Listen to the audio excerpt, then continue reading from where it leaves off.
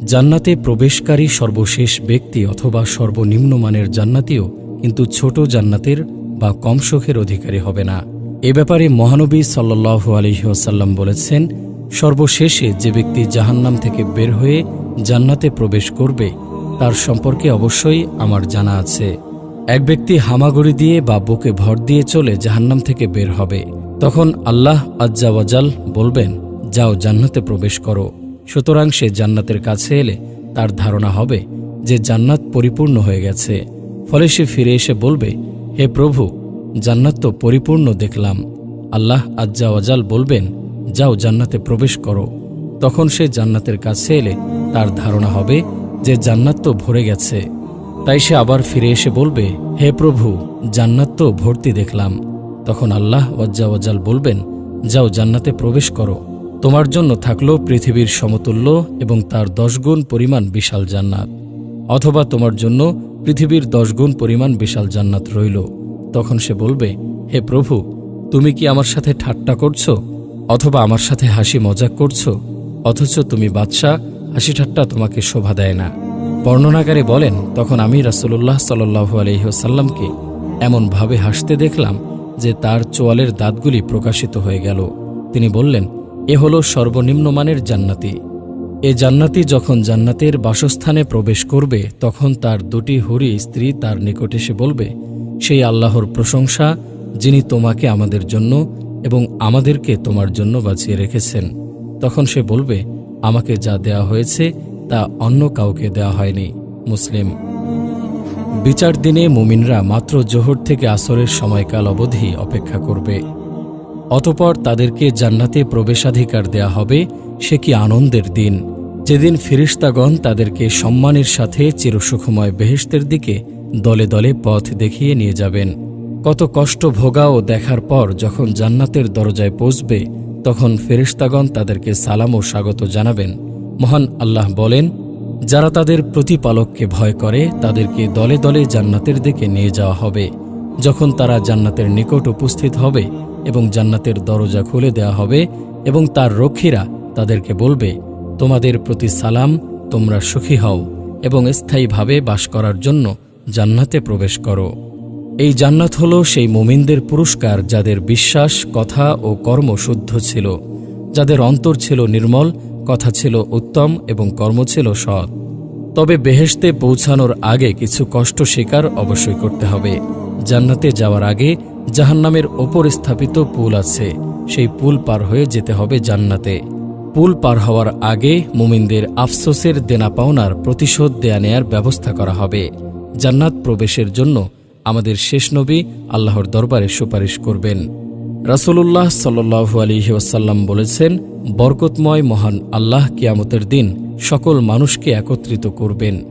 অতঃপর মুমিনগণ উঠে দাঁড়াবে, এমনকি জান্নাতও তাদের নিকটবর্তী করে দেয়া হবে, যার কারণে তাদের জান্নাতে যাওয়ার ইচ্ছা প্রবল হয়ে যাবে। সুতরাং তারা আদম আলাইহিস সালামের নিকট আসবে, অতঃপর বলবে, হে আমাদের পিতা, আমাদের জন্য আল্লাহর কাছে জান্নাত খুলে দেওয়ার আবেদন করুন। তিনি বলবেন, তোমরা কি জানো না যে একমাত্র তোমাদের পিতার ভুলই তোমাদেরকে জান্নাত থেকে বহিষ্কার করেছে? সুতরাং আমি এর যোগ্য নই। তোমরা আমার ছেলে ইব্রাহিম আলাইহিস সালামের নিকট যাও। নবী সাল্লাল্লাহু আলাইহি ওয়াসাল্লাম বলেন, অতঃপর তারা ইব্রাহিম আলাইহিস সালামের নিকট যাবে। ইব্রাহিম আলাইহিস সালাম বলবেন, আমি এর উপযুক্ত নই। আমি আল্লাহর খলিল ছিলাম বটে, কিন্তু এত উচ্চ মর্যাদার অধিকারী নই। অতএব তোমরা মূসা আলাইহিস সালামের নিকট যাও, যার সঙ্গে আল্লাহ সরাসরি কথা বলেছেন। ফলে তারা মূসার নিকট যাবে, কিন্তু তিনি বলবেন, আমি এর যোগ্য নই। তোমরা আল্লাহর কালেমা ও তার রূহ ঈসার নিকট যাও। কিন্তু ঈসাও বলবেন, আমি এর উপযুক্ত নই। অতঃপর তারা মুহাম্মদ সাল্লাল্লাহু আলাইহি ওয়াসাল্লামের নিকট আসবে। সুতরাং তিনি দাঁড়াবেন, অতঃপর তাকে দরজা খোলার অনুমতি দেয়া হবে আর আমানত ও আত্মীয়তার বন্ধনকে ছেড়ে দেয়া হবে। সুতরাং উভয়ে পুলসিরাতের দুদিকে ডানে ও বামে দাঁড়িয়ে যাবে। অতঃপর তোমাদের প্রথম দল বিদ্যুৎ গতিতে অতি দ্রুত বেগে পুল পার হয়ে যাবে। আমি আবু হুরায়রা বললাম, আমার পিতামাতা আপনার জন্য কুরবান হোক। বিদ্যুতের মতো গতিতে পার হওয়ার অর্থ কি? তিনি বললেন, তোমরা কি দেখনি যে বিদ্যুৎ কিভাবে চোখের পলকে যায় আসে? অতঃপর দ্বিতীয় দল বাতাসের মতো গতিতে পার হবে। অতঃপর পরবর্তী দল পাখির মতো এবং মানুষের দৌড়ের মতো গতিতে তাদেরকে নিজ নিজ আমল পার করবে। আর তোমাদের নবী পুলসিরাতের ওপর দাঁড়িয়ে থাকবেন, তিনি বলবেন, হে প্রভু, বাঁচাও বাঁচাও। শেষ পর্যন্ত তাদের আমলসমূহ অক্ষম হয়ে পড়বে। এমনকি কোনো ব্যক্তি পাছা ছেঁচড়াতে ছেঁচড়াতে পুলসিরাত পার হবে, আর সিরাতের দুই পাশে আকড়া ঝুলে থাকবে, যাকে ধরার জন্য আদিষ্ট তাকে ধরে নেবে। অতঃপর কিছু লোক জখম হলেও বেঁচে যাবে, আর কিছু লোককে মুখ থুবড়ে জাহান্নামে ফেলা হবে। সেই সত্তার কসম যার হাতে আবু হুরায়রার প্রাণ আছে, নিশ্চয় জাহান্নামের গভীরতা ৭০ বছরের দূরত্বের পথ। মুসলিম। জান্নাতে সর্বপ্রথম যিনি প্রবেশাধিকার লাভ করবেন তিনি হলেন সর্বশ্রেষ্ঠ ও সর্বশেষ নবী মুহাম্মদ সাল্লাল্লাহু আলাইহি ওয়াসাল্লাম। আর উম্মতসমূহের মধ্যে সর্বপ্রথম জান্নাতে প্রবেশ করবেন তারই উম্মত। এ হল মহান আল্লাহ কর্তৃক প্রদত্ত বিশেষ সম্মান। মহানবী সাল্লাল্লাহু আলাইহি ওয়াসাল্লাম বলেন, আমি সর্বপ্রথম জান্নাতের দরজায় করাঘাত করব। আমি জান্নাতে প্রথম সুপারিশকারী হব। তিনি আরও বলেন, আমি জান্নাতের নিকট এসে তার দরজা খুলতে বলবো। দারোয়ান ফেরেশতা বলবেন, কে আপনি? আমি বলবো, মুহাম্মদ। দারোয়ান বলবেন, আমি আদিষ্ট হয়েছি যেন আপনার পূর্বে অন্য কারো জন্য দরজা না খুলি। তিনি আরও বলবেন, আমরা দুনিয়ায় সর্বশেষে এসেছি, আখেরাতে সর্বপ্রথম কিয়ামতে উপস্থিত হব এবং আমরাই সর্বপ্রথম জান্নাতে প্রবেশ করব। এ উম্মতের মধ্যে সর্বপ্রথম যে দলটি জান্নাতে প্রবেশ করবে তা হল মুহাজিরিনের। সর্বপ্রথম একটি দল জান্নাতে প্রবেশ করবে, তাদের চেহারা হবে পূর্ণিমার চাঁদের মতো উজ্জ্বল। যে দলের ঈমান হবে সর্বোচ্চ শিখরে, তাকওয়া ও পরহেজগারি হবে সবার শীর্ষে এবং আমল হবে সবচেয়ে উত্তম। রাসূলুল্লাহ সাল্লাল্লাহু আলাইহি ওয়াসাল্লাম বলেছেন, জান্নাতের প্রথম প্রবেশকারী দলটির আকৃতি পূর্ণিমা রাতের চাঁদের মতো হবে। অতঃপর তাদের পরবর্তী দলটি আকাশের সবচেয়ে উজ্জ্বল নক্ষত্রের ন্যায় জ্যোতির্ময় হবে। তারা জান্নাতে পেশাব করবে না, পায়খানা করবে না, থুথু ফেলবে না, নাক ঝাড়বে না। তাদের চিরুনি হবে স্বর্ণের, তাদের ঘাম হবে কস্তুরীর ন্যায় সুগন্ধময়, তাদের ধনুচিতে থাকবে সুগন্ধ কাঠ, তাদের স্ত্রী হবে আয়তলোচনা হুরগণ। তারা সকলেই একটি মানব কাঠামো আদিপিতা আদমের আকৃতিতে হবে, যাদের উচ্চতা হবে ৬০ হাত পর্যন্ত। বুখারী মুসলিম। অন্য এক বর্ণনায় আছে যে জান্নাতে তাদের পাত্র হবে স্বর্ণের, তাদের গায়ের ঘাম হবে কস্তুরীর ন্যায় সুগন্ধময়। তাদের প্রত্যেকের জন্য এমন দুজন স্ত্রী থাকবে যাদের সৌন্দর্যের দরুন মাংস ভেদ করে পায়ের নলার হাড়ের মজ্জা দেখা যাবে। তাদের মধ্যে কোনো মতভেদ থাকবে না, পারস্পরিক বিদ্বেষ থাকবে না। তাদের সকলের অন্তর একটি অন্তরের মতো হবে। তারা সকাল সন্ধ্যায় তাসবিহ পাঠে রত থাকবে। আল্লাহর রাসূল সাল্লাল্লাহু আলাইহি ওয়াসাল্লাম বলেন, আমার কাছে সকল উম্মত পেশ করা হলো। আমি দেখলাম কোন নবীর সাথে কতিপয় ৩ থেকে ৭ জন অনুসারী লোক রয়েছে, কোন নবীর সাথে ১ অথবা ২ জন লোক রয়েছে, কোন নবীকে দেখলাম তার সাথে কেউ নেই। ইতিমধ্যে বিরাট একটি জামাত আমার সামনে পেশ করা হলো। আমি মনে করলাম এটি আমার উম্মত, কিন্তু আমাকে বলা হলো যে এটি হলো মূসা ও তার উম্মতের জামাত। কিন্তু আপনি অন্য দিগন্তে তাকান। অতঃপর তাকাতেই আরও একটি বিরাট জামাত দেখতে পেলাম। আমাকে বলা হলো যে এটি হলো আপনার উম্মত, আর তাদের সঙ্গে রয়েছে এমন ৭০,০০০ লোক যারা বিনা হিসাব ও আযাবে বেহেশতে প্রবেশ করবে। এ কথা বলে তিনি উঠে নিজ বাসায় প্রবেশ করলেন। এদিকে লোকেরা ওই বেহেশতি লোকদের ব্যাপারে বিভিন্ন আলোচনা শুরু করে দিল, যারা বিনা হিসাব ও আযাবে বেহেশতে প্রবেশ করবে। কেউ কেউ বলল, সম্ভবত ওই লোকেরা হলো তারা যারা আল্লাহর রাসূল সাল্লাল্লাহু আলাইহি ওয়াসাল্লামের সাহাবা। কিছু লোক বলল, বরং সম্ভবত ওরা হলো তারা যারা ইসলামে জন্মগ্রহণ করেছে এবং আল্লাহর সাথে কাউকে শরিক করেনি। আরও অনেকে অনেক কিছু বলল। কিছুক্ষণ পরে আল্লাহর রাসূল সাল্লাল্লাহু আলাইহি ওয়াসাল্লাম তাদের নিকট বের হয়ে এসে বললেন, তোমরা কি ব্যাপারে আলোচনা করছো? তারা ব্যাপার খুলে বললে তিনি বললেন, ওরা হলো তারা যারা ঝাড়ফুঁক করে না, ঝাড়ফুঁক করায় না এবং কোনো জিনিসকে অশুভ লক্ষণ মনে করে না, বরং তারা কেবল আল্লাহর প্রতি ভরসা রাখে।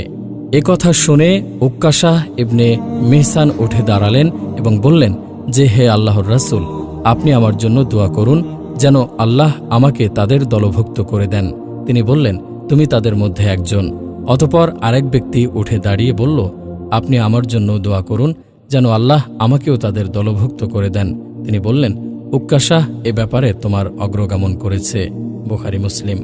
শুধু ৭০,০০০ই নয়, বরং ওই ৭০,০০০-এর প্রত্যেক হাজারের সাথে আরও ৭০,০০০ করে অর্থাৎ ৪৯ লক্ষ মুসলিম জান্নাতে প্রবেশের সুযোগ লাভ করবে। অন্য বর্ণনা মতে ওই ৭০,০০০-এর প্রত্যেক ব্যক্তির সাথে আরও ৭০,০০০ করে মুসলিম জান্নাতে প্রবেশ করবে। অর্থাৎ উম্মতে মুহাম্মাদিয়ার ৪৯০ কোটি মানুষ বিনা হিসাব ও আযাবে জান্নাতে প্রবেশ লাভ করবে।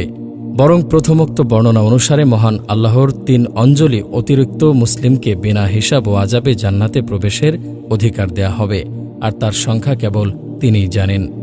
সম্ভবত এই অগ্রগামীদের কথাই মহান আল্লাহ কোরআন কারিমে বলেছেন, আর অগ্রবর্তীগণ তো অগ্রবর্তী, তারাই হবে নৈকট্যপ্রাপ্ত, তারা থাকবে সুখময় জান্নাতসমূহে, বহু সংখ্যক হবে পূর্ববর্তীদের মধ্য হতে এবং অল্প সংখ্যক হবে পরবর্তীদের মধ্য হতে।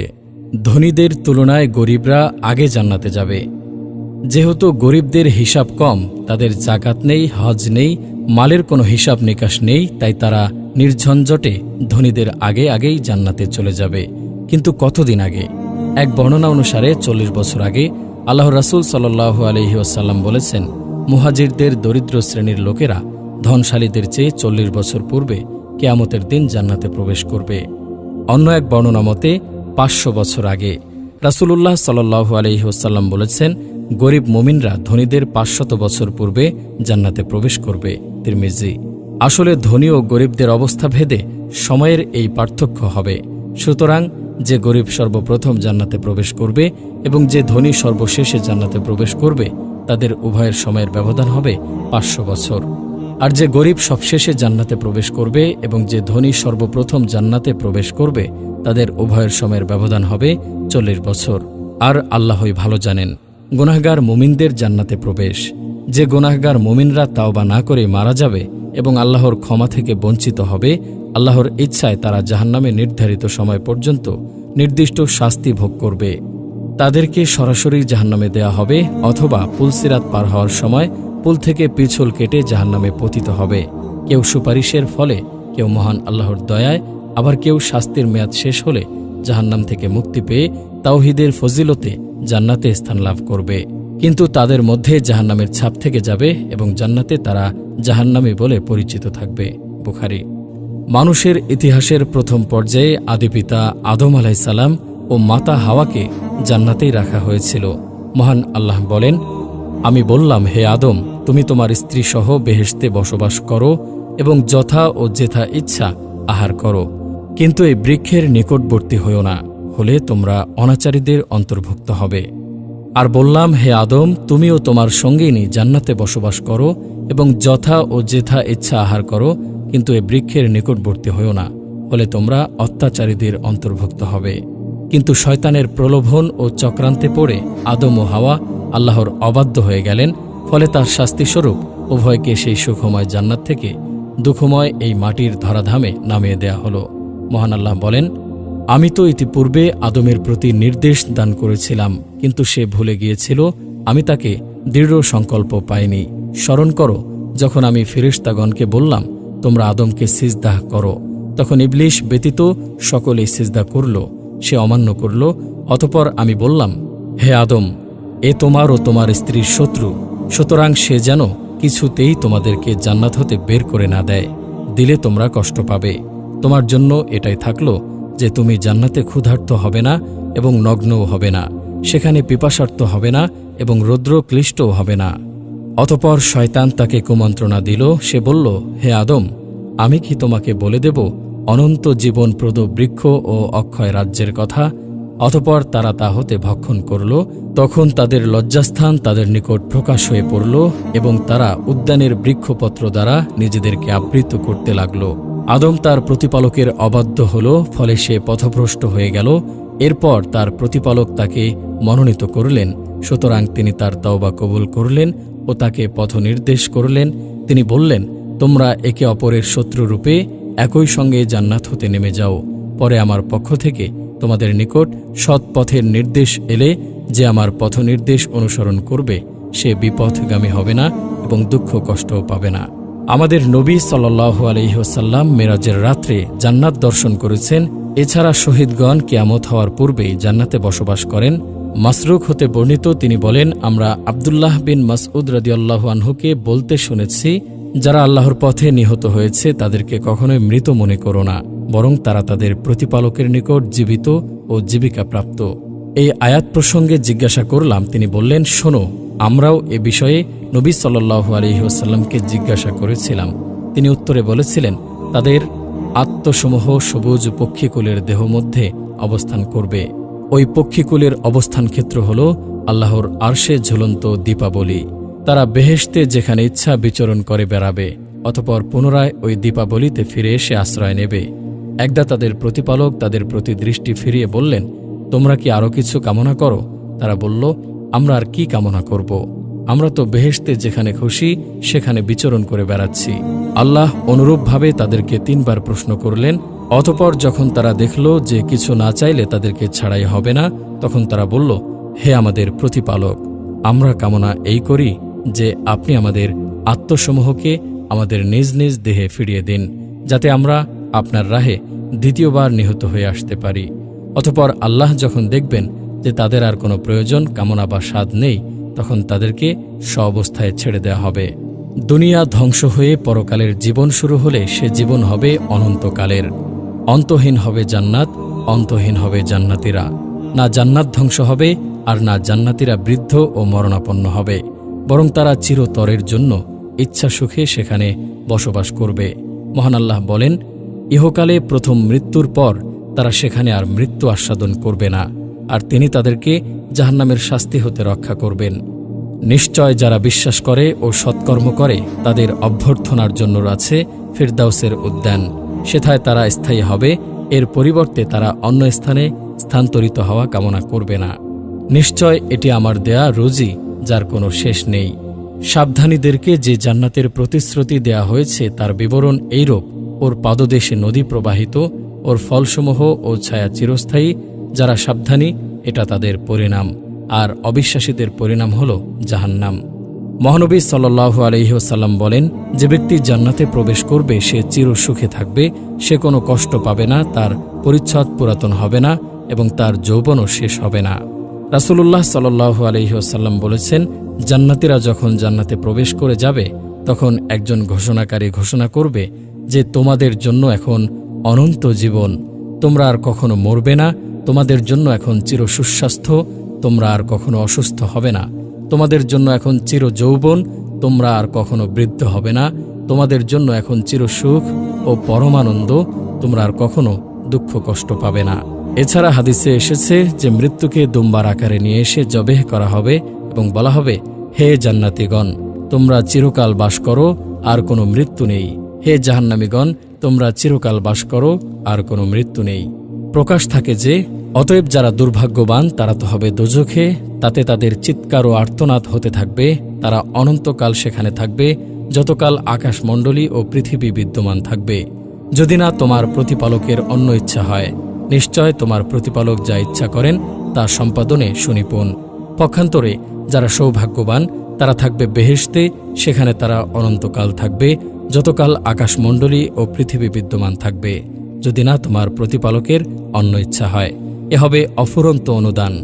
এই আয়াতসমূহ দ্বারা কিছু মানুষ এই বিভ্রান্তির শিকার হয়েছে যে জাহান্নামের আযাব কাফেরদের জন্য চিরস্থায়ী নয়, বরং সাময়িক, অর্থাৎ ততদিন থাকবে যতদিন আকাশ ও পৃথিবী থাকবে, তারপর শেষ হয়ে যাবে। কিন্তু এই কথা ঠিক নয়, কারণ এখানে মা দামাতিস সামাওয়াতু ওয়াল আরদ কথাটি আরববাসীদের দৈনন্দিন কথাবার্তা ও পরিভাষা অনুযায়ী অবতীর্ণ হয়েছে। আরববাসীদের অভ্যাস ছিল যে যখন তারা কোনো বস্তুর চিরস্থায়িত্ব প্রমাণ করার উদ্দেশ্য হতো তখন তারা বলতো, হাজা দাউমুস সামাওয়াতি ওয়াল আরদ, এই বস্তু আকাশ ও পৃথিবীর মতো চিরস্থায়ী। সেই পরিভাষাকে কোরআনে বর্ণনা করা হয়েছে, যার অর্থ কাফের ও মুশরিকরা চিরকালব্যাপী জাহান্নামে থাকবে, যা কোরআন বিভিন্ন স্থানে খালিদিনা ফিহা শব্দ দ্বারা বর্ণনা করেছে। আর দ্বিতীয় এক অর্থ এও করা হয়েছে যে আকাশ ও পৃথিবী থেকে উদ্দেশ্য হল জিনিস, শ্রেণী, অর্থাৎ ইহলৌকিক আকাশ ও পৃথিবী, যা ধ্বংস হয়ে যাবে, কিন্তু এছাড়া পরলৌকিক আকাশ ও পৃথিবী পৃথক হবে। যেমন কোরআনে তার পরিষ্কার বর্ণনা এসেছে, যেদিন এই পৃথিবী পরিবর্তিত হয়ে অন্য পৃথিবী হবে এবং আকাশমণ্ডলীয়, আর পরলৌকিক উক্ত আকাশ ও পৃথিবী জান্নাত ও জাহান্নামের মতো চিরস্থায়ী হবে। এই আয়াত সেই পরলৌকিক আকাশ ও পৃথিবীর কথা বলা হয়েছে, ইহলৌকিক আকাশ পৃথিবীর কথা নয়। যা ধ্বংস হয়ে যাবে। এই উভয় অর্থের যে কোনো অর্থ নেওয়া হলে আয়াতের উদ্দেশ্য পরিস্ফুটিত হয়ে যাবে এবং উপস্থাপিত সমস্যা দূর হয়ে যাবে। ইমাম শাওকানি রহমতুল্লাহি আলাইহির আরও কয়েকটি অর্থ বর্ণনা করেছেন, যা জ্ঞানীরা দেখতে পারেন। আয়াতে উল্লেখিত ব্যতিক্রমের কয়েকটি অর্থ বর্ণনা করা হয়েছে। তার মধ্যে সবথেকে সঠিক অর্থ এই যে, উক্ত ব্যতিক্রম ও তাওহিদবাদী মুমিন পাপীদের জন্য এই অর্থ অনুযায়ী এর পূর্ব আয়াত দুর্ভাগ্যবান শব্দটি ব্যাপক ধরতে হবে, অর্থাৎ কাফের ও পাপী মুমিন উভয়কে বোঝাবে। আর ইলা মাশা আর রব্বুকা দ্বারা পাপী মুমিনরা ব্যতিক্রম হয়ে যাবে। আর মাশাতে মা হরফটি মিন এর অর্থে ব্যবহার হয়েছে। দ্বিতীয় ব্যতিক্রমটিও পাপী মুমিনদের জন্য, অর্থাৎ অন্য মুমিনদের মতো এই গুনাহগার মুমিনরা প্রথম থেকে শেষ অবধি জান্নাতে থাকবে না, বরং শুরুতে কিছুদিন তাদেরকে জাহান্নামে থাকতে হবে। পরে আল্লাহর ইচ্ছায় আম্বিয়া ও মুমিনদের সুপারিশে তাদেরকে জাহান্নাম থেকে বের করে জান্নাতে প্রবেশ করানো হবে, যেমন সহিহ হাদিস দ্বারা একথা প্রমাণিত। এমন গয়রে মাকতু এর অর্থ হল গয়রা মাজজুজ, অফুরন্ত অনুদান যা শেষ হওয়ার নয়। এই বাক্য দ্বারা এই কথা পরিষ্কার করা হয়েছে যে যে সকল পাপী মুমিনদেরকে জাহান্নাম থেকে বের করে জান্নাতে প্রবেশ করানো হবে তারা ক্ষণস্থায়ী নয়, বরং চিরস্থায়ী হবে এবং সকল জান্নাতীগণ আল্লাহ প্রদত্ত অনুদান ও তার নিয়ামত দ্বারা উপকৃত হতে থাকবে, তা কোনো কালে কখনো শেষ হবে না। জান্নাত এক অতুলনীয় শান্তিনিকেতন। জান্নাত মুমিনদের সুখের বাসা, ইচ্ছা সুখের নীড়, চক্ষু শীতলকারী আনন্দালয়, চির স্বাচ্ছন্দ্যের প্রমোদোদ্যান, নয়ন জুড়ানো তার মাটি, মন মাতানো তার সৌরভ, হৃদয় ভোলানো তার সৌন্দর্য। জান্নাতের বিলাস সামগ্রী বর্ণনাতীত, কল্পনাতীত। দুনিয়ার কোনো সামগ্রী তার উদাহরণ ও উপমা হতে পারে না। মানুষ যত উচ্চ মানেরই সুখ সামগ্রী আবিষ্কার করুক না কেন, জান্নাতের সুখ সামগ্রীর সাথে কোনো তুলনাই হবে না। জান্নাতের আলো, সুগন্ধি, অট্টালিকা, নদী নহর, বৃক্ষ, ফল, খাদ্য পানীয়, সুন্দরী স্ত্রী, লেবাস, পোশাক ইত্যাদি সবকিছুই নজিরবিহীন। জান্নাতের বিবরণ দিতে গিয়ে মহানবী সাল্লাল্লাহু আলাইহি ওয়াসাল্লাম বলেছেন, তার অট্টালিকার একটি ইট সোনার, একটি ইট চাঁদির, তার মাঝে সংযোজক হল তীব্র সুগন্ধময় কস্তরী, তার পাথর কাকর হল মণিমুক্তা, তার মাটি হল জাফরান। যে তাতে প্রবেশ করবে সে সুখী হবে এবং কোনো কষ্ট পাবে না, চিরস্থায়ী হবে, মৃত্যুবরণ করবে না। তার লেবাস পোশাক পুরাতন হবে না, তার যৌবন নষ্ট হবে না। মহান আল্লাহ তাআলা বলেছেন, তুমি দেখলে সেখানে দেখতে পাবে ভোগবিলাসের উপকরণ এবং বিশাল রাজ্য। এছাড়া মহান আল্লাহ যা গুপ্ত রেখেছেন তা মানুষের কল্পনার বাইরে। রাসূলুল্লাহ সাল্লাল্লাহু আলাইহি ওয়াসাল্লাম বলেন, মহান আল্লাহ বলেছেন, আমি আমার পুণ্যবান বান্দাদের জন্য এমন জিনিস প্রস্তুত রেখেছি যা কোনো চক্ষু দর্শন করেনি, কোনো কর্ণ শ্রবণ করেনি এবং যার সম্পর্কে কোনো মানুষের মনে ধারণাও জন্মেনি। তোমরা চাইলে এই আয়াতটি পাঠ করতে পারো, যার অর্থ কেউই জানে না, তার জন্য তার কত কর্মের বিনিময় স্বরূপ নয়ন প্রীতিকর কি পুরস্কার লুকিয়ে রাখা হয়েছে। জান্নাতে বিভিন্ন দরজা আছে, যে দরজা দিয়ে মুমিনগণ প্রবেশ করবে এবং প্রবেশ করবে ফেরেশতাগণও। মহান আল্লাহ বলেন, চিরস্থায়ী জান্নাত যার দ্বার উন্মুক্ত থাকবে তাদের জন্য। চিরস্থায়ী জান্নাত, তাতে তারা প্রবেশ করবে এবং তাদের পিতামাতা, পতিপত্নী ও সন্তান সন্ততিদের মধ্যে যারা সৎকর্ম করেছে তারাও। আর ফেরেশতাগণ তাদের কাছে প্রবেশ করবে প্রত্যেক দরজা দিয়ে। তারা বলবে, তোমরা ধৈর্য ধারণ করেছ বলে তোমাদের প্রতি শান্তি, কতই না ভালো এই পরিণাম। মুমিনগণ যখন জান্নাতের কাছে পৌঁছবে তখন সেই দরজাসমূহ খোলা হবে, ফেরেশতাগণ তাদেরকে অভ্যর্থনা জানাবে। মহান আল্লাহ বলেন, যারা তাদের প্রতিপালককে ভয় করত তাদেরকে দলে দলে জান্নাতের দিকে নিয়ে যাওয়া হবে। যখন তারা জান্নাতের নিকট উপস্থিত হবে এবং জান্নাতের দরজা খুলে দেওয়া হবে এবং তার রক্ষীরা তাদেরকে বলবে, তোমাদের প্রতি সালাম, তোমরা সুখী হও এবং স্থায়ীভাবে বাস করার জন্য জান্নাতে প্রবেশ করো। মহানবী সাল্লাল্লাহু আলাইহি ওয়াসাল্লাম জানিয়েছেন যে জান্নাতের দরজাসমূহ প্রত্যেক বছর রমজান মাসে খুলে দেওয়া হয়। নবী সাল্লাল্লাহু আলাইহি ওয়াসাল্লাম বলেছেন, মাহে রমজানের আগমন ঘটলে জান্নাতের দরজাসমূহ খুলে দেওয়া হয়, জাহান্নামের দরজাসমূহ বন্ধ করে দেওয়া হয় এবং শয়তানদেরকে শৃঙ্খলিত করা হয়। মহানবী সাল্লাল্লাহু আলাইহি ওয়াসাল্লাম বলেছেন, পরিপূর্ণরূপে ওযু করে যে ব্যক্তি এই দোয়া বলবে, আশহাদু আল্লা ইলাহা ইল্লাল্লাহু ওয়াহদাহু লা শারীকা লাহু ওয়া আশহাদু আন্না মুহাম্মাদান আবদুহু ওয়া রাসূলুহু, তার জন্য জান্নাতের ৮টি দরজা খুলে দেওয়া হবে, যে দরজা দিয়ে ইচ্ছা তাতে প্রবেশ করবে। রাসূলুল্লাহ সাল্লাল্লাহু আলাইহি ওয়াসাল্লাম বলেছেন, জান্নাতের 8টি দরজার মধ্যে এমন একটি দরজা আছে যার নাম হলো রাইয়ান। সেখান দিয়ে কেবল রোজাদারগণই কিয়ামতের দিনে প্রবেশ করবে, তারা ছাড়া আর কেউ সেদিক দিয়ে প্রবেশ করতে পারবে না। ঘোষণা করা হবে, রোজাদাররা কোথায়? তখন তারা দণ্ডায়মান হবে, ওই দরজা দিয়ে তারা জান্নাতে প্রবেশ করবে।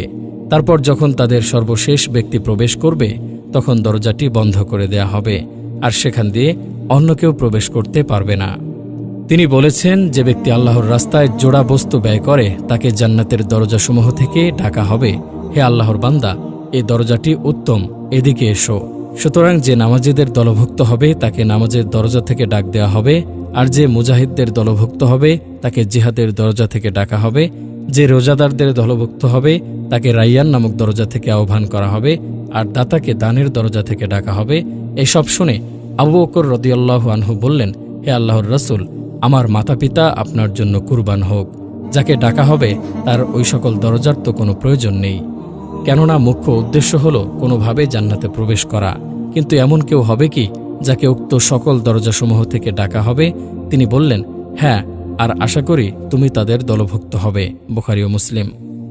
বিনা হিসাবের খাস লোকেরা জান্নাতের ডান দরজা দিয়ে প্রবেশ করবে।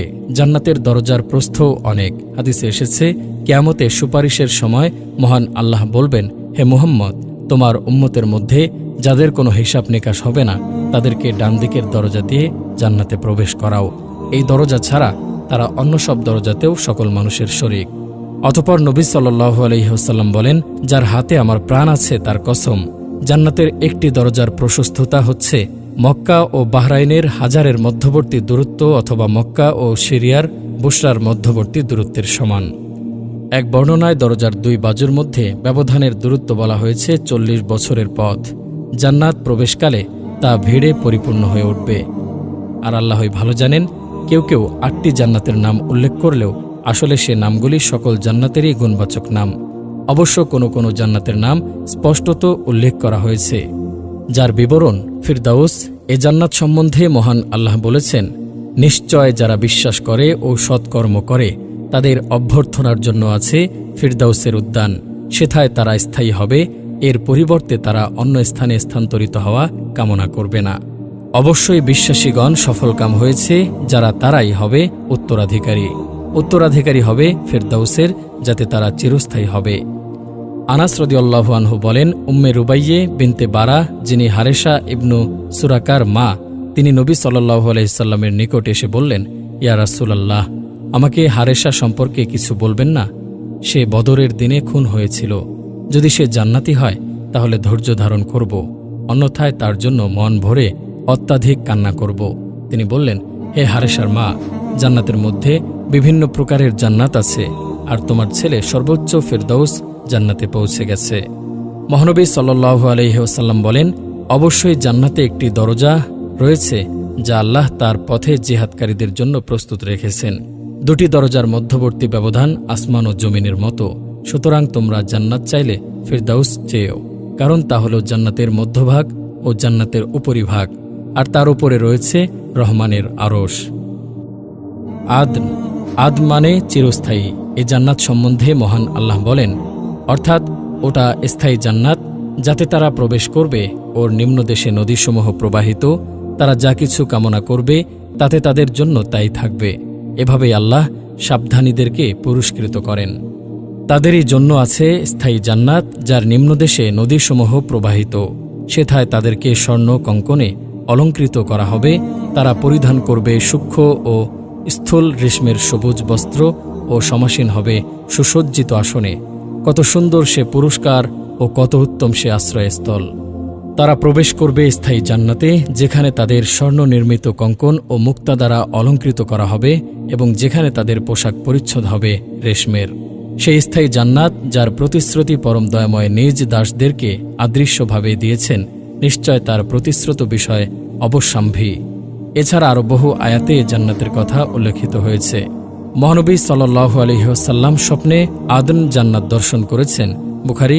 তিনি বলেছেন, দুটি জান্নাত চাঁদির, তার পাত্র ও সবকিছু চাঁদির। দুটি জান্নাত সোনার, তার পাত্র ও সবকিছু সোনার।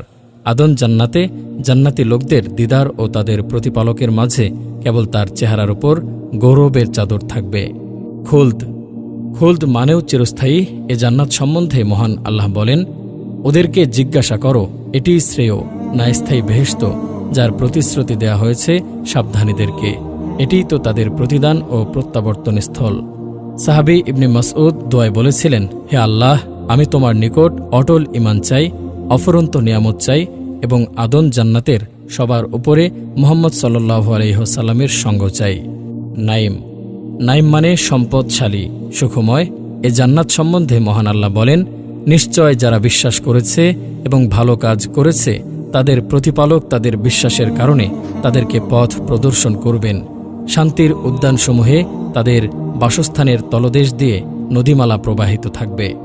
নিশ্চয় যারা বিশ্বাস করে ও সৎ কাজ করে তাদের জন্য আছে সুখের উদ্যানরাজি। আল্লাহ ভীরুদের জন্য তাদের প্রতিপালকের নিকট অবশ্যই ভোগ বিলাসপূর্ণ জান্নাত রয়েছে। ইব্রাহিম আলাইহিস সালাম এই জান্নাত চেয়ে দোয়া করে বলেছিলেন, আমাকে সুখকর নাইম জান্নাতের উত্তরাধিকারীদের অন্তর্ভুক্ত করো। মাওয়া মাওয়া মানে ঠিকানা। এ জান্নাত সম্বন্ধে মহান আল্লাহ বলেন, যারা বিশ্বাস করে সৎ কাজ করে তাদের কৃতকর্মের ফলস্বরূপ তাদের আপ্যায়নের জন্য জান্নাত হবে তাদের বাসস্থান। নিশ্চয়ই সে তাকে আরেকবার দেখেছিল সিদরাতুল মুনতাহার নিকট, যার নিকট অবস্থিত জান্নাতুল মাওয়া। দারুসসালাম দারুসসালাম মানে শান্তিনিকেতন। এ জান্নাত সম্বন্ধে মহান আল্লাহ বলেন, তাদের প্রতিপালকের নিকট তাদের জন্য রয়েছে শান্তির আলয় এবং তারা যা করত তার কারণে তিনি হবেন তাদের অভিভাবক। আল্লাহ মানুষকে শান্তির আবাসের দিকে আহ্বান করেন এবং যাকে ইচ্ছা সরল পথ প্রদর্শন করেন। দারুল মুকামাহ দারুল মুকামাহ মানে স্থায়ী। এ জান্নাত সম্বন্ধে মহান আল্লাহ বলেন, যিনি নিজ অনুগ্রহে আমাদেরকে স্থায়ী আবাস দান করেছেন, সেখানে আমাদেরকে কোনো প্রকার ক্লেশ স্পর্শ করে না এবং স্পর্শ করে না কোনো প্রকার ক্লান্তি। রাইয়ান রাইয়ান মানে তৃষ্ণাহীন। তৃষ্ণা ও পিপাসায় যারা কষ্ট পেয়েছে তাদেরকে এই জান্নাত দেয়া হবে। এই জান্নাত সম্বন্ধে নবী সাল্লাল্লাহু আলাইহি ওয়াসাল্লাম বলেন, জান্নাতের এক প্রবেশদ্বার রয়েছে যার নাম রাইয়ান। কিয়ামতের দিন ওই দ্বার দিয়ে রোজাদারগণ প্রবেশ করবে, তারা ছাড়া আর কেউই ওই দ্বার দিয়ে প্রবেশ করবে না। রোজাদারগণ প্রবিষ্ট হয়ে গেলে দ্বার রুদ্ধ করা হবে, ফলে সে দ্বার দিয়ে আর কেউ প্রবেশ করবে না। আদ-দারুল আখিরাহ আদ-দারুল আখিরা মানে পরকালের আবাস। এ জান্নাত সম্বন্ধে মহান আল্লাহ বলেন, আর পার্থিব জীবন তো ক্রীড়া কৌতুক বই আর কিছুই নয়, এবং যারা সাবধানতা অবলম্বন করে তাদের জন্য পরকালের আবাসই শ্রেয়। তোমরা কি তা অনুধাবন করো না? এ পরলোকের আবাস যা আমি নির্ধারিত করি তাদেরই জন্য, যারা এ পৃথিবীতে উদ্বুদ্ধ হতে ও বিপর্যয় সৃষ্টি করতে চায় না। সাবধানীদের জন্য শুভ পরিণাম। দারুল হায়াওয়ান দারুল হায়াওয়ান মানে চিরজীবনের ঘর। এ জান্নাত সম্বন্ধে মহান আল্লাহ বলেন, এ পার্থিব জীবন তো খেলতামাশা ছাড়া কিছুই নয়, আর পরলৌকিক জীবনেই তো প্রকৃত জীবন, যদি ওরা জানত। দারুল কারার দারুল কারার মানে স্থায়ী গৃহ। এ জান্নাত সম্বন্ধে মহান আল্লাহ বলেন, হে আমার সম্প্রদায়, এ পার্থিব জীবন তো অস্থায়ী উপভোগের বস্তু, আর নিশ্চয় পরকাল হচ্ছে চিরস্থায়ী আবাস। আল মাকামুল আমিন আল মাকামুল আমিন মানে নিরাপদ স্থান। এ জান্নাত সম্বন্ধে মহান আল্লাহ বলেন, নিশ্চয় সাবধানীরা থাকবে নিরাপদ স্থানে। মাকআদুস সিদক মানে যথাযোগ্য আসন। এ জান্নাত সম্বন্ধে মহান আল্লাহ বলেন, সাবধানীরা থাকবে জান্নাতে ও নহরে যথাযোগ্য আসনে, সর্বভৌম ক্ষমতার অধিকারী সম্রাটের সান্নিধ্যে। তুবা মহানবী সাল্লাল্লাহু আলাইহি ওয়াসাল্লাম বলেছেন, ওই বান্দার জন্য তুবা যে আল্লাহর পথে নিজের ঘোড়ার লাগাম ধরে প্রস্তুত আছে, যার মাথার কেশ আলুথালু, যার পদযুগলে ধুলোমলিন, তাকে পাহারার কাজে নিযুক্ত করলে পাহারার কাজে নিযুক্ত থাকে, আর তাকে সৈন্যদলের পশ্চাতে দেখাশোনার কাজে নিয়োজিত করলে সৈন্যদলের পশ্চাতে থাকে। যদি সে কারো সাক্ষাতের অনুমতি চায় তাহলে তাকে অনুমতি দেয়া হয় না, এবং কারোর জন্য সুপারিশ করলে তার সুপারিশ গ্রহণ করা হয় না। জ্ঞাতব্য যে তুবা জান্নাতের একটি গাছের নামও বলা হয়েছে, অথবা তার অর্থ হল আনন্দ বা কল্যাণময় জীবন।